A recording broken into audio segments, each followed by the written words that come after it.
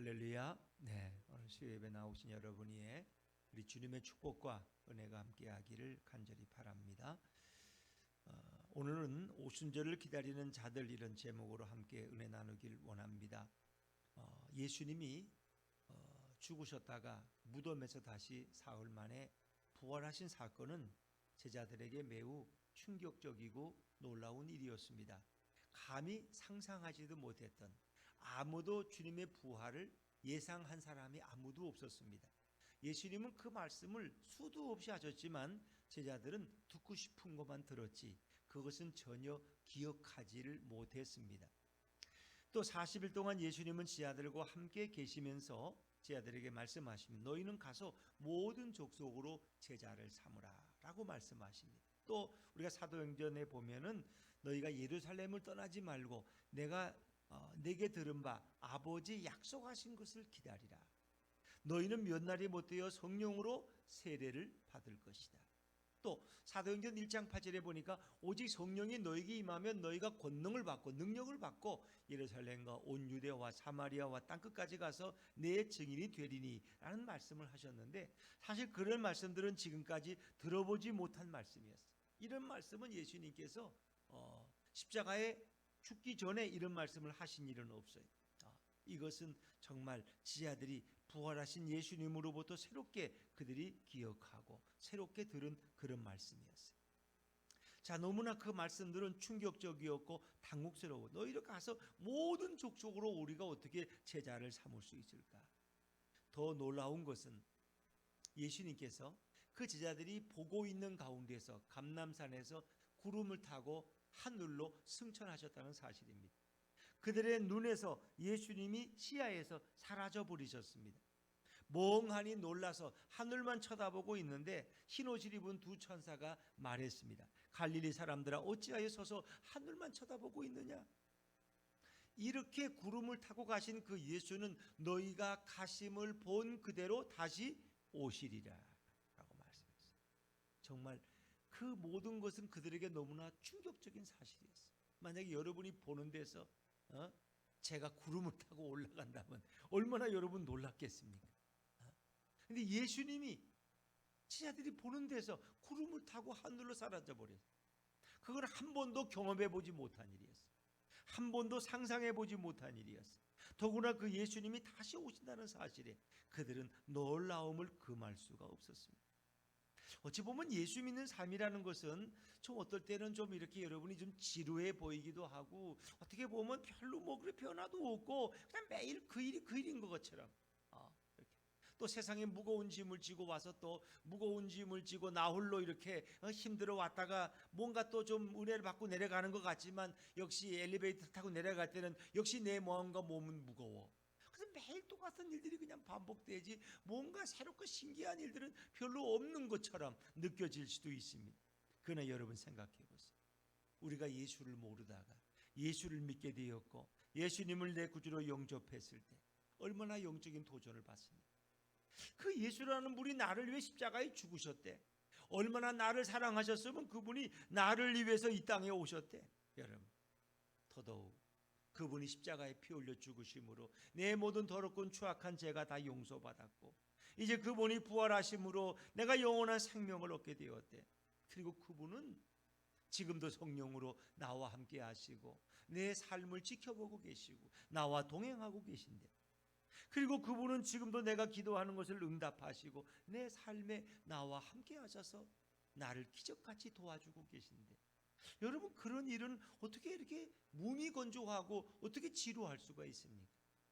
주님은 오늘도 새파랗게 살으셔서 오늘도 내 곁에 함께 임재해 계시는데, 우리가 느끼든 느끼지 않든 우리는 늘 새로운 일들을 경험하면서 살아갑니다. 정말 하나님이 하시는 일은 날마다 새롭고 놀라운 것을 믿으시기를 바랍니다. 여러분이 이렇게 정말 새벽기도 나오셔서, 전에는 새벽기도 한 번 나오려면 한 달에 한 번이나 나올까 큰 마음 먹고 결심해야 나오는 분들이 어떻게 이렇게 매일 새벽기도를 나와서 거기다 또 여유가 있어서 10분 15분 일찍 와서 방송실 불까지 켜고 어떻게 그 영상 실시간 자막도 올리고 그걸 어떻게 여러분 상상이나 했겠습니까? 상상이나 했겠어요? 여러분들이 뭐 무슨 교회 직원도 아니고, 응? 내가 저 방송실을 갖다 열고 들어가면서 내가 거기 가서 기계를 조작하고, 그건 누가 상상이나 했겠어요? 근데 하나님은 우리에게 이렇게 기막힌 일들을 우리에게 사역시키시고, 또 우리가 그 일에 순종하고 있는 나 자신의 모습을 볼 때 얼마나 놀라운 것입니까? 이제는 내 세상에서 내게는 가장 귀한 분이 누구예요? 예수님이. 예수님이 내게 가장 귀여. 또 남편보다 더 귀하다 그러면 남편이 섭섭하게 생각할지도 몰라. 내 아내보다 예수님이 나는 더 귀해요 하면은 또 섭섭하게 생각할지 모르지만, 예수님이 제일 좋고요, 그 다음에 당신이 좋아요, 그러면 되지 않을까요? 세상의 어떤 것보다 주님이 내게 가장 소중한 분이고 예수님이 내게 가장 귀한 분이라는 것을 내가 이제 깨닫게 되었다면, 이게 얼마나 놀라워. 내가 예수를 믿고 나서 이제는 내가 나가는 직장은 내게 주업이에요, 부업이에요? 부업이에요. 뭐 여러분 안 가르쳐도 너무나 잘 아시네. 내 직장은 부업이야. 그리고 예수 믿는 일이 주업이야. 이제는 내가 예수 믿는 일이 주업이야. 그렇다고 뭐 교회 와서 맨날 청소하고 맨날 교회 일만 하라는 얘기가 아니에요. 우리가 주님의 제자로서 이 땅에서 하나님의 영광을 위해 살아가는 것이 나의 주업이야. 그게 내 전업이야. 그리고 이제 시간 되면 또 직장에 나가서도 또 주님의 영광을 위해 살아가고, 그것은 내게 오해요. 직장이라는 건 내게 부업이야, 부업. 그 생활을 위해서 하는 것이지만, 거기에서 또 우리가 선교지로서 주님의 영광을 위해 살아갈 수 있는 것이죠. 자, 이렇게 변화되어지는 것, 이것이 예수 믿는 삶이다. 그렇죠?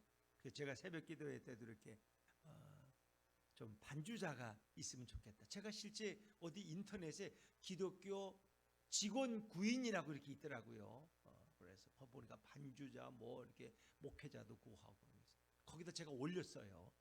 새벽 반주와 수요 반주 하실 분 구합니다. 사례금은 뭐 100만 원 이하 100만 원 이상, 그래서 그리고 낼 수가 없잖아요. 그래서 그것은 면접부 하부하여 결정함 이렇게 올렸어요. 근데 아직 아무도 연락이 안 왔어. 근데 그게 한번 올리면 뭐 15,000원 내면 한 달 동안 해주고 22,000원 내면 3달 동안 또 있대. 그래서 이 아이면 3달 동안 또 혹시 누가 올지 모르니까 하고 이렇게 냈는데 아직 아무도 연락이 없어. 그것도 이제 주일 반주라면 혹시 또 모르겠어요. 근데 새벽 반주를 누가 하겠어 그거를. 주일 반주를 한 번 오면 일주일 또 지나가는데, 한 번 와서 뭐 성가대 한번, 보통 교회라면 성가대 한번 연습하는 거 하고, 일부 예배 한번, 아니면 2부 예배까지 드리고 또 가고, 아니면 오후 예배가 있으면 오후 예배 반주하고, 그날로 끝나는데 이 새벽 반주는 일주일 내내 와야 돼 이게.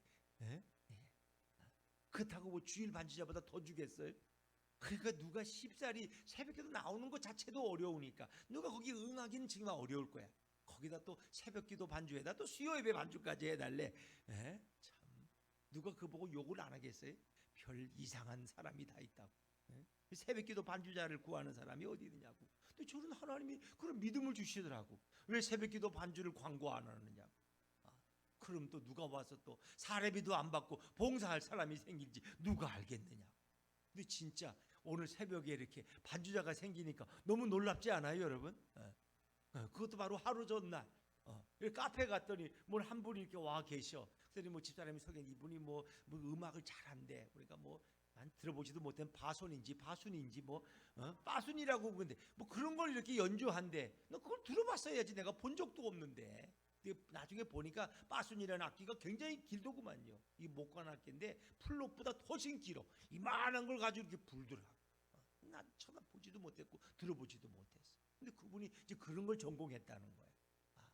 그래서 이제 뭐 그렇게 하면서 그분이 전에도 뭐 자기가 이제 여기 개척교회니까 자기는 다른 교회 다니는데 여기 와서 한번 주일날 한번 이렇게 특주를 해줄 수 있겠다고, 좀 가끔씩 자기가. 그래서 그 너무 좋다고. 근데 그 사람이 그 얘기를 전에 듣고도 아직 날짜도 안 잡고 그냥 뭐 더 이상 얘기를 안 되는데, 제가 성격이 또 급하잖아요. 그래가지고 그냥 그러면 뭐 12월 달 안에 하면 자기가 그럼 할 수 있겠다고 해서 한 주일 이렇게 와서 11시 예배 때 한번 이렇게 특주를 하면 좋겠다, 뭐 그런 얘기. 이제 그러다가, 그리고 저는 이제 나왔는데 이 사람하고 또 이렇게 얘기하다가 어떻게 이제 자기 이렇게 봉사하고 싶은데 잘 안 된다. 그러니까 어떻게 얘기하다가 그럼 새벽 기도 나와서 반주 좀 하면 어떠냐 했더니 그분이 그것도 할 수 있겠다고 그래가지고 또 집도 6단지고 얼마나 좋아요. 그래서 오늘 처음 나오고 그래서 나올지 안 나올지 나도 긴가민가 했어요. 그분이 피아노 반주한 건 아니야. 전공이 아니고 그건 이제 바순인데 뭐 음악 하는 분들이니까 하려고 맘만 먹으면 하겠죠. 그래서 찬송가는 미리 불러주고 그렇게 했는데 하여튼 또 뭐 이게 수고했다 그랬더니까 내일 새벽에도 또 뵙겠다고 그러더라고. 그러니까 내일 새벽에도 나오실 것 같아. 그래서 그분이 좀 오래 갔으면 좋겠다. 본인도 새벽기도 하면서 은혜도 받고 저기도 새벽기도 안 했을 거 아니야. 뭐 하겠어요. 그 음악인들이 또 이렇게 레슨하고 다니는 분들이 하겠어. 근데 새벽기도 나오니까 자기도 삶이 좋고 하나님 말씀을 배우고 또 와서 이렇게 반주도 하니까 봉사하는 기쁨도 있고 그렇죠. 돈 벌려고 레슨만 하는 게 아니라 이렇게 하나님의 영광을 위해서 이렇게 반주하면 얼마나 좋을까. 그래서 전 그분의 결심이 오래 가기를 저는 그렇게 기도하고 있습니다. 뭐 우리가 돈을 주고 시키는 것도 아니고 우리 봉사하겠다고 이렇게 오시는데 얼마나 또 감사해. 자, 이 어떻게 보면 하나님이 하시는 일은 또 그렇게 또 쉽게 되어지는데 우리가 생각하면 그건 10년이 돼도 누가 그걸 하겠어요. 특히 아이들 중에 반주를 하는 애들이 있다가도 누가 새벽에 아이들이 새벽 5시에 일어나가지고 반주하러 그 학교가 졸고 그게 되겠어요. 어렵죠. 근데 그렇게 하나님이 또 적절한 사람 아마 그날도 어제도 내가 카페를 안 갔으면 그런 일은 안 일어났을 거야. 근데 그분이 그런다는 말에 그냥 내가 주일 이렇게 특주부터 부탁을 했더니 그 다음에 집사람이 용기를 내가지 그래서 그러면 전화번호를 좀 달라고 그래서 전화번호부터 자꾸 이렇게 하면서 근데 참 하나님이 역사하신 거다. 그 시간에 하나님이 또 저를 거기 또 보내신 것도 또 이것도 은혜구나 하는 생각이 들어서 좀 그분이 오래 좀 이렇게 봉사하시면서 하나님께 영광 돌리면 좋겠다 그런 생각이 듭니다. 자, 이렇게 승천하는 예수님을 목격한 제자들은 이제 감람산에서 예루살렘 다락방으로 돌아왔어요. 자, 우리 12절 말씀으로 돌아가 볼까요? 12절입니다. 12절 시작. 제자들이 감람원이라 하는 산으로부터 예루살렘에 돌아오니 이 산은 예루살렘에서 가까워 안식일에 가기 알맞은 길이라. 안식일에 가기 알맞은 길이라는 것은 이제 유대인들은 안식일에는 멀리 가지 못해요. 감람산에서 예루살렘 그 다락방까지는 딱 맞는 거리인데 그게 2,000규빗. 한 규빗이라는 것은 손가락 끝에서부터 이 팔꿈치까지 약 3cm 정도. 그게 2,000규빗. 그래서 이제 키로로 하면 1.1km 정도. 1.1km 정도. 그 정도 거리. 감람산에서 예루살렘까지는 다락방까지는. 그래서 그 거리에서 그들은 돌아왔다는 거예요. 그렇죠? 자, 주님의 승천을 목도했고 그리고 천사들의 음성을 들은 그들은 이제 그냥 헤어질 수가 없어요. 뭔가 우리도 보면 좀 어떤 날은 그냥 헤어지기 좀 섭섭하잖아요. 그래서 그냥 김밥이라도 먹고 가자 그런 분들도 있고 뭐 좀 이렇게 잡담이라도 하다 가자 그러고 뭐 이렇게 또 봉사할 게 없나 찾을 수도 있죠. 근데 이들은 그냥 헤어질 수가 없는 거예요. 왜? 그때가 가장 제자들에겐 가장 큰 위기였으니까. 그들의 스승이신 예수님이 시야에서 사라졌어. 그들의 리더 그 지도자인 예수님이 사라져버렸어. 이거는 그 공동체에 엄청난 위기가 찾아온 거예요. 이제 앞으로 어떻게 해야 되나? 무엇을 해야 되나? 어디로 가야 되나? 지침도 없어요. 오직 하나의 명령만 있어요. 뭐예요? 너희는 약속하신 성령이 임할 때까지 약속하신 성령을 받기까지 예루살렘을 떠나지 말으라는 것입니다. 지자들은 그 명령 앞에 두려움과 불안을 느끼지만 뭔가 흥분과 설레임도 있는 것입니다. 그래서 그 지하들이 함께 모였어요. 자, 13절 말씀을 읽어볼까요? 13절입니다. 시작. 들어가 그들이 유하는 다락방으로 올라가니 베드로, 요한, 야고보, 안드레와 빌립, 도마와 바돌로메, 마테오와 및 알페오의 아들 야고보, 셀롯인 시몬, 야고보의 아들 유다가 다 거기 있어. 이게 11제자의 이름이에요. 누구만 빠졌어요? 가룟 유다만 빠지고 유다라는 이름도 있어요. 야고보의 아들 유다. 근데 작은 입원 보면 야고보의 형제 유다라고도 나와 있어요. 셀롯인 시몬, 셀롯은 그 시대 열심당. 로마로부터 유대 민족을 구해내야 된다는 아주 열심으로 이 전투적인 사람들, 이 셀롯인들이야. 그런 셀롯인도 예수님의 제자 중에 있고 여기서 여러분이 제일 모르겠는 사람이 누구 같아요? 네? 대개는 알 것 같은데 제일 모르겠는 사람 이름이 있죠. 알페오는 아니고 알페오의 아들 야고보니까 야고보는 알잖아. 예수님의 형제 야고보가 있고 또 알페오의 아들 야고보가 있어요. 근데 제일 모르겠는 사람은 바돌로메야. 이름이 또 뭐 유치하게 바돌로메가 뭐야? 돌자가 들어가. 이 바돌로메는 누군지 아세요? 이걸 아시는 분이 있으면 모를 것 같아요, 여러분들이. 제가 케이크 하나를 사드릴게. 모를 것 같아서 묻는 거야, 이제. 바들로메. 네. 요한복음 1장 40절에 보면은 나다나엘이라고 나와요. 나다나엘. 예수님이 그를 제자로 부를 때 그가 그랬어요.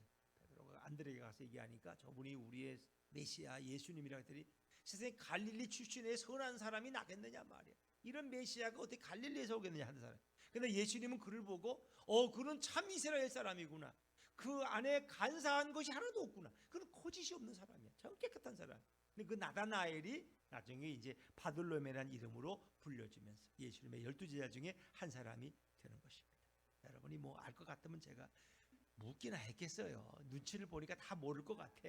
사실은 나도 몰랐어. 조금 전까지만 해도 찾아보고 나도 알았어. 예, 그렇습니다. 이렇게 11제자의 이름이 나오죠. 유다도 2명이 가룟 유다가 있고 야고보의 아들 혹은 형제 유다가 있습니다. 자, 14절 말씀입니다. 14절입니다. 14절 시작. 여자들과 예수의 어머니 마리아와 예수의 아우들과 더불어 마음을 같이하여 오로지 기도에 힘쓰더라. 아멘.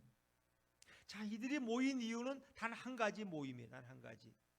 다락방에 모여서, 그것도 마가의 다락방, 거기에 모여서 이제 매우 중요한 일을 앞에 놓고 있는 거예요. 앞에 놓고. 그래서 여자들과 예수의 어머니 마리아와 예수의 아우들과 더불어 마음을 같이하여 오로지 기도에 힘쓰더라. 자, 이들의 숫자가 120명이 15절에 보니까 약 120명쯤 되더라. 120명. 그들이 모여서 이제는 기도에 전념했다. 이 모인 사람들은 대부분 예수님에 대해서 비판적인 사람들이 아니에요.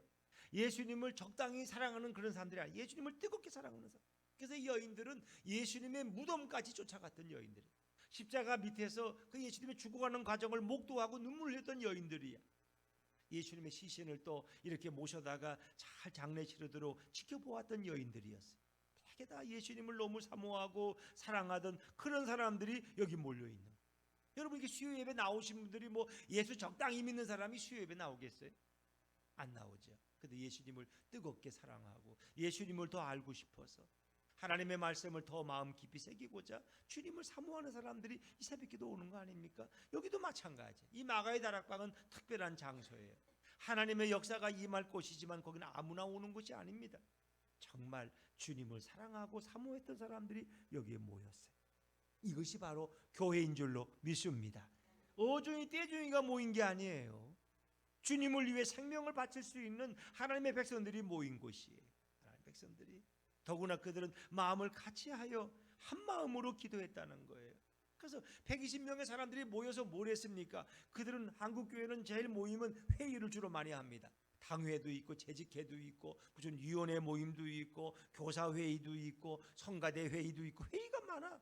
근데 이들은 회의한 게 아니야. 우리는 회의를 좋아해. 자, 우리 회의 모입시다. 어떻게 할까요? 근데 회의하다가 또 마음도 상하고 다투기도 하고 그러는데 이들은 회의한 게 아니야. 또 우리는 어떻게 해요? 툭하면 뭐 세미나 열어. 교회에서도 뭐 툭하면 세미나 또 뭐 논쟁하고 뭐 그런. 그래서 이렇게 TV 프로그램에 이 종편 채널들 이렇게 보면은 워낙 이렇게 시사 토론 프로가 많아. 시사 토론. 뭐 채널 A, MBN, 뭐 TV조선 뭐 많죠. 보면 다 그게 낮에도 보니까 이렇게 틀어보면은 그냥 별 쓸데없는 거 가지고 잡담하고 있는 거야. 말 좋아하는 사람들 변호사, 뭐 대학 교수, 뭐 전직 국회의원, 뭐 또 뭐 사무장 출신, 뭐 이런 또 무슨 뭐 당 위원장, 여다 야다 또 비슷하게 세웠어. 또 근데 조금 보수 대선은 또 보수를 더 세우고 또 민주당 출신을 한두 명 세우고 왜 그래야지 균형이 맞으니까. 근데 내가 보니까 별 쓸데없는 얘기야. 예를 들면 그런 거. 요즘 뭐 전두환 대통령 돌아가셔가지고 이제 그렇잖아. 그러면 거기 주제가 그런 거야. 왜 전두환 대통령의 이 장례식장이 서늘할까? 뭐 여러분 서늘한 거 몰라? 그리고 거기서 어떤 일이 있었나? 아침 오전 내내는 좀 너무 한가하고 오는 사람도 없고 50 7세들이 그냥 자리만 지키고 있었다는 거야. 좋아하는 질비하지만 오는 조문객이 없어. 근데 오후가 되니까 막 보수 유튜버들 막 와가지고 막 또 한쪽에서는 뭐 일베가 와가지고 뭐라 그러고 막 시끄럽고 난리법석을 떨고 그거 왜 그랬을까? 또 뭐 박근혜 대통령 조화가 또 왔다는데 그게 또 사실 알고 보니까 그게 가짜 조화래. 박근혜 대통령이 아직 보내지도 않았다는 거야 또. 그럼 누가 가짜 조화를 보냈을까? 뭐 거기 뭐 중요해? 거기서 그러고 떠들고 있어. 그냥 시간 보내다가 킬링 타임, 시간만 죽이는 거야. 거기서 무슨 생명의 양식이 나와요? 거기서 무슨 정치적인 해안이 번득이는 게 나와? 맨 그런 거야. 맨 그런. 왜 윤석열 씨는 왜 현두환 대통령 거기 간다 그랬다가 2시간 만에 왜 그걸 안 간다고 또 그랬을까? 그게 뭐 중요해? 사람이 간다 그러다 싫으면 안 갈 수도 있는 거지. 근데 그걸 가지고 따져 40분 동안. 그 대학 교수, 박사, 전직 국회의원이 그거 가지고 거기서 하고 그분들 거기서 월급 받아가. 그리고 또 1시간 하면 또 뭐 몇십만 원씩 받는지 그 모르죠 제가. 그래 그분들도 뭐 그거에서 먹고 사는데. 그러니까 어찌 보면은 다 이런 거야. 이런 거. 다 쓸데없는 거. 진짜 중요한 건 텔레비 안 나온다는 거 아세요? 진짜 중요한 거. 진짜 아이가 뭐 실종됐다. 그 어쩌다 한 명 나오는 거지. 대부분 하루에도 수없이 수십 명, 수백 명이 실종돼도 안 나와. 텔레비 한 줄로, 신문 한 줄도 안 나와. 그리고 엉뚱하게 전두환 대통령 거기 사람들이 많이 가고 안 가고 뭐 이거를 중요해. 근데 그런 거 가지고 싸우고 있어 거기서. 자, 이게 얼마나 웃기지. 너무 재미있지. 뭐 남이 집안 싸움을 했는지 이재명 씨 그 부인이 김혜경이가 왜 다쳤는지 왜 쓰러졌는지 뭐 그게 뭐게 중요해. 선거운동하다 피곤해 쓰러졌겠지. 근데 뭐 그게 맞은 거냐 때린 거냐 쓰러진 거냐 또 이래가지고 또 1시간이 아니야. 그 몇 시간 싸우고 있어. 참 부끄러운 일이죠. 근데 오늘 이 사람들은 모여서 세미나 하지도 논쟁하지도 않은 거예요. 그들은 모이면 집단 행동이나 시위한 것도 안 해. 우리 한국은 툭하면 뜻대로 안 되면 뭐예요? 시위 문화야. 시위 문화. 일본 사람들은 툭하면 자살이고 할복 자살이고. 요즘 우리도 뭐 얼마 전에도 간호원 사도 너무 힘드니까 그냥 또 그분도 뭐 그냥 너무 힘드니까 또 자살해. 뭐 노조는 맨날 툭하면 또 뭐 그냥 데모하고 모이지 말라 그래도 몇천 명, 몇만 명씩 모여서 또 자기들의 어떤 이익을 위해서 이거 해달라 그러고 대통령을 물러보는 거지. 또 그 사람들은 자기들이 뽑아줬으니까 왜 우리 말 안 듣느냐고. 이게 어찌 보면 우리 사회 속에 뭐 내 뜻대로 안 되면 꼭 시위를 해, 데모를 하고 막 이런 사회를 시끄럽게 만들고 그러면 들어준다는 거야. 시끄러우니까 이제 이런. 근데 이 오순절 성령 강림을 위한 배경에는 그들이 모여서 뭘 했느냐? 기도했다는 거야. 회의한 것이 아니라 그들은 이 상황 속에서 기도했다는 거야. 교회는 민주적이라기보다는 영적인 공동체예요. 기도하는 공동체야. 교회가 뭐 회의만 백날 하면 뭐가 나오나? 아닌데. 교회는 기도해야 돼. 그리고 주님의 뜻이 무엇인지 찾아야 되는 거야. 지하들과 성도들은 모여서 이제 그들이 한 일은 무엇이었을까? 첫째, 그들은 순종했다는 것입니다. 순종. 자, 우리 4절 말씀 1장 4절로 다시 한번 앞으로 또 가볼까요? 1장 4절입니다. 시작. 사도와 함께 모이사 예루살렘을 떠나지 말고 내게서 들은 바 아버지께서 약속하신 것을 기다리라. 아멘. 이 주님의 명령이야. 예루살렘을 떠나지 말라는 거야. 그 약속하신 성령을 기다리라는 거야. 딱 그 말밖에 없어요. 근데 그들은 그 말씀에 그대로 순종하는 거예요. 예루살렘 떠나지 말라고 했으면 떠나면 안 되는 거예요. 떠나지 말라고 하면 떠나지 말아야죠. 그래서 그들은 은혜와 하나님의 영적인 그런 사건에 동참하게 되는 거예요. 떠나라 하면 떠나는 거예요.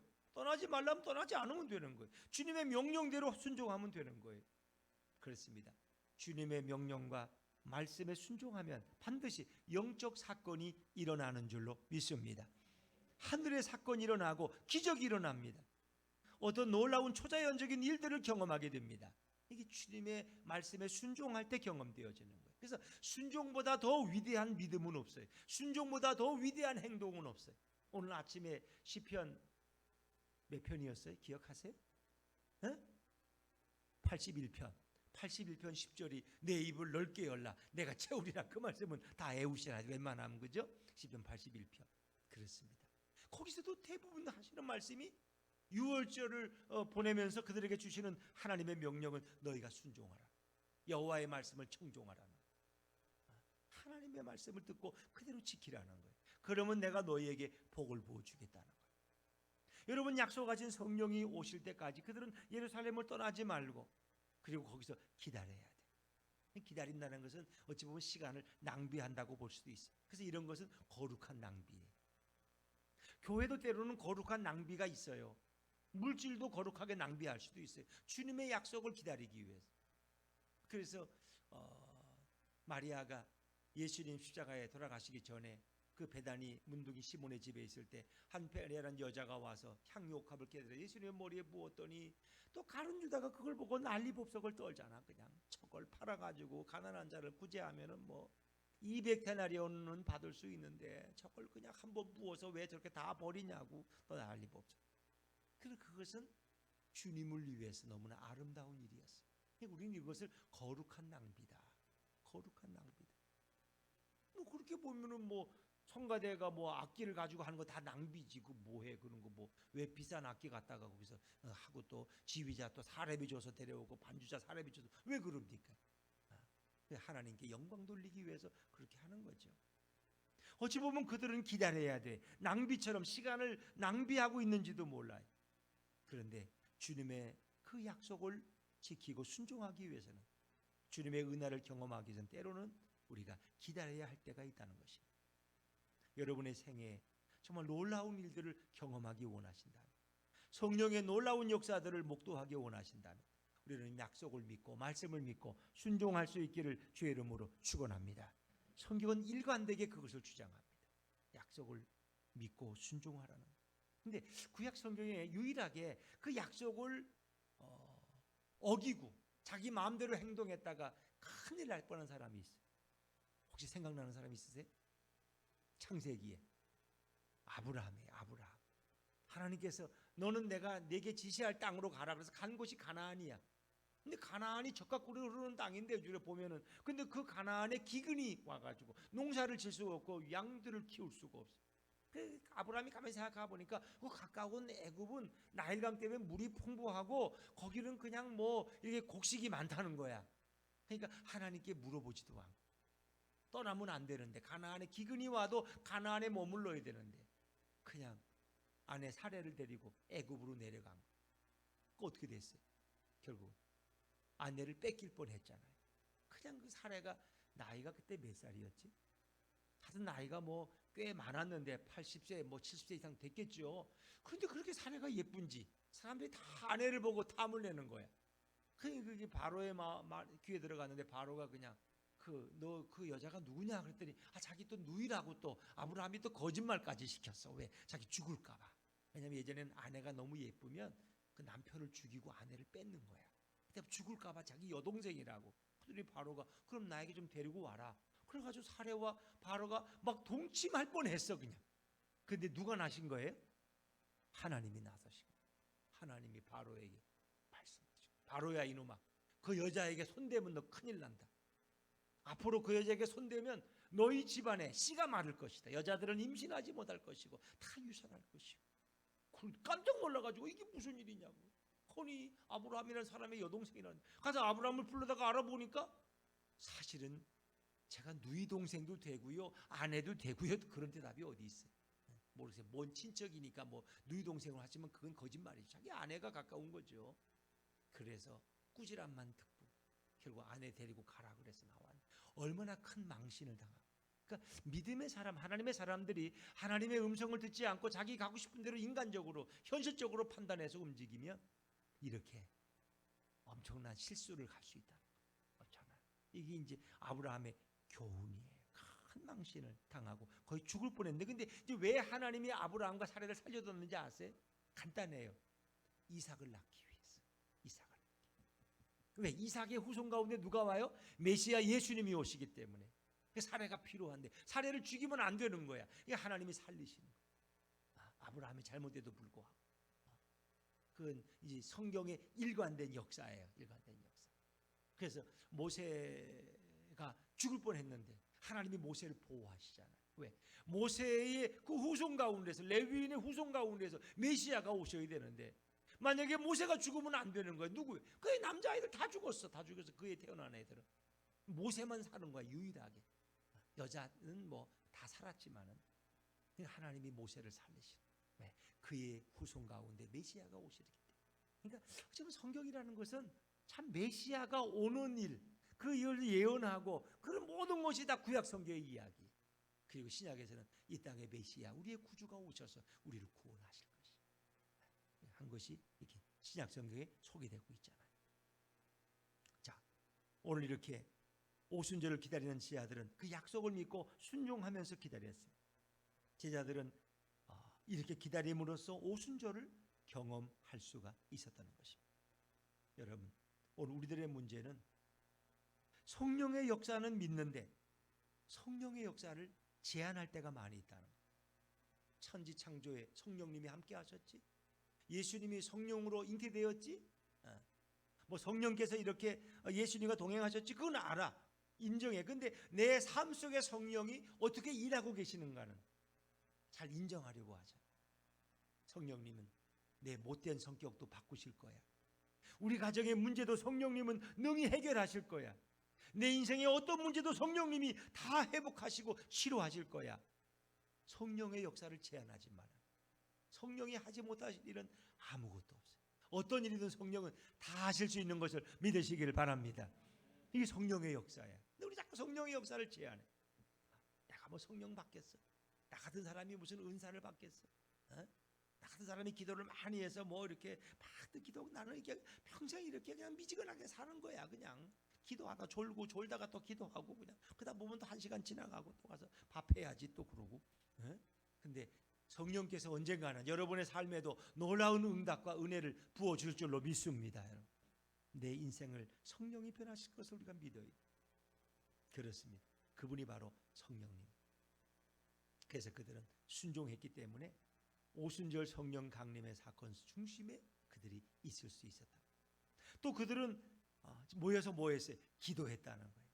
근데 그 기도는 보통 기도가 아니야. 아주 간절한 기도고 전심을 다한 기도, 오로지 기도에만. 전에 성경에 보면 전혀 기도에 힘쓰더라 14절에 보니까 여기는 오로지 only 기도에만 힘썼다. 기도 외엔 다른 걸 하지 않았다는 거예요. 기도하다가 아이고 참 교회 주방에 그 뭐 올려놨는데 가서 또 봐야지 다 쪼르면 안 되지 또 이렇게 그래서 딴 데 신경 안 썼다는 거야. 그냥 편하긴 하죠. 만약에 우리도 지금 만약에 어디 요만큼 칸을 나눠가지고 그래서 주방이라고 해서 밥도 하고 국도 끓인다 하면 예배드리다가 한두 번은 왔다 갔다 해야 될 거야. 불 좀 줄이고 와. 아이고 벌써 국이 다 익었나 봐. 그 좀 줄이고 와. 밥 좀 불 좀 끄고 와. 그렇게 왜? 그 신경이 가니까. 근데 이제 김밥을 먹으니까 그런 신경은 안 써도 돼. 뭐 김밥이 왔나 안 왔나를 가지고 고민하는 사람은 없을 거야. 아마 설교 듣다가 그죠? 오는 거고 안 오면 그만이고 뭐 그렇지 뭐. 뭐 김밥이 우리가 먹을 수 있는 최상의 음식이 김밥이 아니잖아. 어찌 보면 그냥 보통 평범한 음식이지. 그렇죠? 그러니까 예배 드릴 때는 주방에 신경 쓰지 말고 그냥 은혜 받는 데만 집중해야 되겠다. 그렇죠? 찬양하는 데만. 오늘 그들도 모여서 합심기도 간절히 기도해. 엘리야가 바알과 아세라 제사장들과 갈멜산에서 대결을 벌일 때, 그렇죠? 그래서 여호와의 제단에 불이 임해가지고 그 제단에 물까지 다 태워버리고, 그러나 바알의 선지자들은 뭐 아무리 뭐 애써도 아무것도 없어. 그리고 나서 이제 엘리야가 한 일이 높은 산 그 갈멜산 꼭대기에 올라가서 비 오기를 위해서 또 이제 기도하잖아. 이미 약속을 받은 거야. 근데 이제 그 약속이 응답되면 되는 거야 이미. 그러나 이제 그것을 위해서 비가 올 때까지 기도하죠. 그래서 7번 게하시를 가보라 그래. 구름이 있느냐 없느냐. 근데 그 엘리야의 기도의 모습을 성경이 표현하는데 그가 이 땅에 무릎 사이에 자기 머리를 들이밀고 합작 엎드려서 기도하는 그 기도가 얼마나 간절한 기도였을까. 그 기도가 얼마나 절박한 기도였을까. 그 기도가 얼마나 정말 열정적인 기도였을까. 여러분 그런 생각 하지 않겠습니까? 왜? 3년 6개월 동안 비가 안 와서 모두가 아우성인데 이제 그 나라에 비가 내리는 거예요. 하나님이 약속하셨고 이제는 비가 올 줄 알아요. 근데 언제 오느냐가 문제야. 그래서 엘리야는 간절히 기도하는 그 엘리야의 기도에 딴 생각이 있었을까? 없었을까? 오늘 이 제자들도 마찬가지. 오늘 여기 모인 여인들과 사도들도 마찬가지. 그들이 정말 기도하는데 다른 생각할 틈이 없었을 거예요. 그들은 정말 얼마나 열심히 얼마나 열정적으로 기도했을까. 얼마나 마음을 합해서 온 한 마음으로 전심을 다해서 기도했을까. 여러분 우리가 정말 급한 마음으로 절박한 마음으로 기도하는 일이 가끔은 있었을 거예요. 너무 절박할 때, 누가 생명의 총각을 다툴 때, 막 교회가 위험에 처했을 때 그렇게 기도하지만 평상시에 그런 기도 안 하잖아요. 근데 오늘 그들은 어떻게 기도했을까? 아마 다윗은 정말 절박한 기도를 드렸을 거예요. 우리의 문제는 기도를 안 하는 게 문제가 아니라 우리는 기도에 집중하지 못하는 게 문제. 딴 생각을 많이 하는 게 기도예요. 그러니까 어찌 보면 잡생각들이 우리의 기도를 방해할 때가 많이 있어요. 집중하게 하지 못하게 하는 거예요. 정말 그것은 생명을 건 기도가 아니라 쉬엄쉬엄 하는 기도. 이 생각 저 생각 하다가 또 기도하고, 어떤 진실한 기도가 아니라 어찌 보면 시간만 보내는 그런 기도가 우리의 기도의 많은 부분일지도 몰라요. 그러나 120명은 얼마나 간절하게 기도했을까. 더불어 마음을 같이하여 오로지 기도에 힘썼다. 아마 어찌 보면 우리가 상상해 본다면 그들은 몸에 땀이 흐를 정도로 뜨겁게 기도했을 거예요. 그들은 목이 쉬도록 부르짖었을 거예요. 아마 몸이 뒤틀릴 정도로 그들은 기도했을 것입니다. 어찌 보면 그들이 120명이 모여서 막 뜨겁게 기도하는데 그것은 사람의 손이가 아니라 때로는 짐승의 울부짖음처럼 들었을지도 몰라요. 그것은 그냥 기도하다가 졸고 또 딴 생각하다가 그런 기도는 아니었을 거예요. 여러분, 과연 부르짖는 기도는 어떤 기도였을까요? 너는 내게 부르짖으라. 내가 내게 응답하겠고. 그 부르짖는 기도는 어떤 이성적이고 지성적인 이런 기도는 아니었을 거예요. 그건 하나님 앞에 그냥 눈물 콧물 흘리면서 부르짖어서 간절한 마음으로 소리치는 그런 기도가 아니었습니까? 또 한 가지 우리가 궁금한 것은 이 120명이 열흘 동안 뭘 했느냐? 기도하다가 또 다른 일을 했을까? 아닙니다. 그들은 기도 외에는 다른 일은 하지 않았습니다. 그 다른 일을 했다는 기록이 없어요. 오로지 기도에만 힘쓰니라. 그들은 아마 어찌 보면 음식도 전폐하고 기도만 했을 수도 있을 거예요. 다른 일에 신경 쓰지 않아요. 오직 기도에만. 그렇습니다. 마귀는 우리에게 늘 속삭입니다. 찬양은 해도 좋아. 그러나 기도는 하지 말아라. 전도도 해라. 그러나 기도는 조금만 해라. 봉사는 많이 해라. 그러나 기도는 안 해도 괜찮다. 이렇게 우리의 기도를 제일 싫어하는 게 마귀. 기도는 영적 싸움이에요. 우리가 기도하는 순간부터 마귀는 두려워 떨기 시작합니다. 우리가 기도에 무릎을 꿇는 순간부터 하나님은 그 보좌에서 우리의 기도를 들으시고 일하기 시작하신다. 마귀는 그러나 우리의 기도를 방해. 기도는 조용한 골방에서 들어가 하는 거야. 이렇게 시끄러운 데서는 기도하는 게 아니야. 그건 매너가 없는 거야. 이렇게 생각합니다. 그러나 정말 절박한 상황 속에서 그들은 오순절 성령 강림의 위대한 역사 앞에서 어떤 모습으로 기도했어요? 우리 예수품교회가 이제 시작된 지도 얼마 안 되지만 정말 성령님이 늘 동행하는, 그리고 하나님의 임재가 있는 교회가 되어서 정말 우리의 기도가 더 뜨거워지고 날로 열정적이 되고 정말 주님의 나라와 하나님의 역사를 위해서 땀 흘리며 기도하고 열심으로 기도하고 전심으로 기도하는 그런 예수품 교회가 되기를 주의 이름으로 축원합니다. 우리 성도님 한 분 한 분은 기도의 용사가 되었으면 좋겠어요. 정말. 여러분 한 분이 일반 교회 교인 10명을 그냥 능가할 정도로 그냥 그 기도의 열정이 말이에요. 주님이 얼마나 기뻐하실까? 여러분 성령의 임재를 사모하십니까? 여러분 능력과 지혜와 은사를 얻기를 경험하시면 원하십니까? 다른 방법이 없어요. 엎드려 기도하는 것밖에. 내 집은 만민이 기도하는 집이다. 그래서 우리 예배당은 늘 열려 있어요.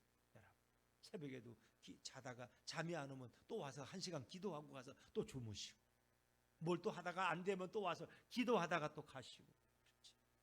또 제가 여기 앉아가지고 뭐 들락날락하면서 누가 와서 기도하고 가나 하고 또 감시도 하고 몇 시냐 10분이나 기도하고 갔나 이렇게 적고 그러면 아마 여기 기도하러 올 불편할 거야. 저는 잘 안 와. 왔다가도 금방 가지. 왜? 누가 내 때문에 기도하러 왔다가 방해받을까? 제가 만약에 여기 사무실에서 들락날락거리고 있으면 누가 기도를 편하게 할 수 있어요? 못하죠. 내가 이제 누가 이렇게 있는데 기도하러 오시면 제가 일부러 자리를 피워드려. 왜냐? 그분이 편안하게 기도하시고. 누가 자기 기도 소리를 듣는다고 생각하면 어디 맘 놓고 기도가 되겠어요? 정말 이제 우리가 하나님 앞에 드릴 기도는 주여 제 방법으로는 안 됩니다. 제 힘으로는 뭔가 문제가 풀려지지 않습니다. 주님만이 하실 수 있고 성령님만이 바꾸실 수 있습니다. 제게 은혜를 주십시오. 저를 불쌍히 여겨주십시오. 성령의 능력을 사모합니다. 성령님 제 인생을 바꿔주십시오. 우리 가정에 임재해 주십시오. 우리 가정을 변화시켜 주시옵소서. 이런 기도들이 우리의 기도가 될 수 있기를 주의 이름으로 축원합니다. 이 부분을 해야 되는데 이제 시간이 너무 많이 가서 오늘은 그냥 요까지만 하겠습니다. 그러나 오순절 성령 강림을 준비하는 제자들, 그들은 먼저 순종했습니다. 그리고 모여서 기도했습니다. 회의하거나 논쟁한 것이 아니라 그들은 모여서 기도해. 보통 기도가 아니에요. 전심을 다한 기도였어요. 오늘도 우리가 기도할 때 우리의 기도의 그 열정을 주님은 보십니다. 그리고 주님은 우리들을 사용하시고 우리 예수품교회를 사용할 줄로 믿습니다. 여러분들이 기도의 용광로들이 되시기를, 기도의 불덩이들이 되시기를, 성령의 불사자들이 되시기를 주의 이름으로 축원합니다.